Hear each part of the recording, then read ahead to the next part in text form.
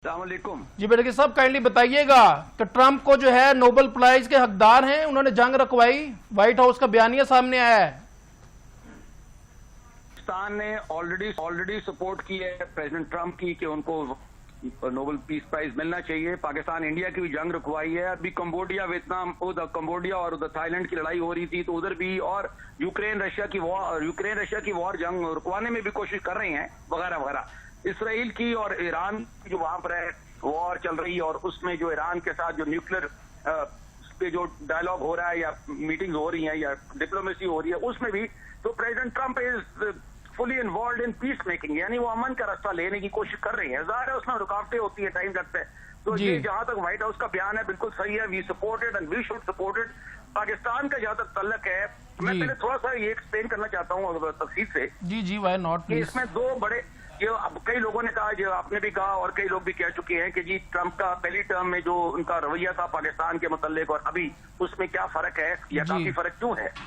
उसके आंसर है two words. एक तो है जियो पॉलिटिक्स, यानी सादा जबान में ग्लोबल पॉलिटिक्स। ये मेरा सब्जेक्ट है, मैं पढ़ाता हूँ, मैं फ्री पढ़ाता हूँ, बट उस पर किताबें लिखी हैं, Gwadar on the global chess board and geopolitics Pakistan और बेताशा आर्टिकल्स एंड ग्लोबल कॉन्फ्रेंसेस वगैरह। तो एक तो ये सब्जेक्ट है, उसको मैं थोड़ा एक्सप्लेन कर देता हूँ कि ये किस तरह चेंज हुई है पहली टर्म में ट्रंप के और अभी।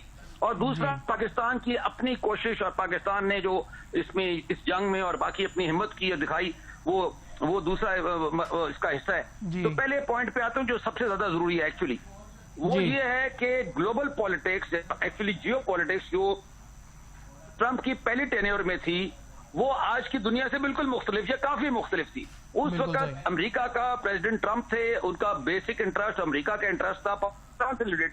वो पूरी दुनिया की डिस्कशन मैं नहीं कर सकता इस महदूद टाइम में, मैं पाकिस्तान से लिंक करके बातें बता रहा हूँ। जी प्लीज। वो उनका इंटरेस्ट ये था कि अमेरिका की अफगानिस्तान से ऑर्डरली विड्रॉल हो जाए, जिसमें ये एक दिन का काफी साल लगे थे लाने में, और ट्रेनें पाकिस्तान की और सड़कें पाकिस्तान की और एयरपोर्ट्स पाकिस्तान की और एयर स्पेस पाकिस्तान की और पाकिस्तान के वसाइल इस्तेमाल हुए थे अंदर फौजें लाने, रिसोर्सेज लाने के लिए। तो इस तरह वापस जाने के लिए भी रिक्वायर्ड थे।